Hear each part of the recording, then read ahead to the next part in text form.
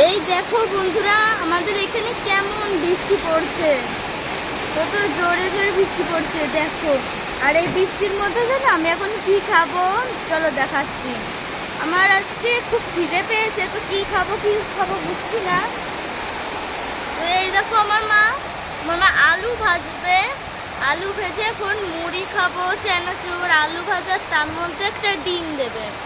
ওই দেখো শসা, কেমন লাগবে তোমাদের, কাদের কাদের এটা খেতে ভালো লাগে?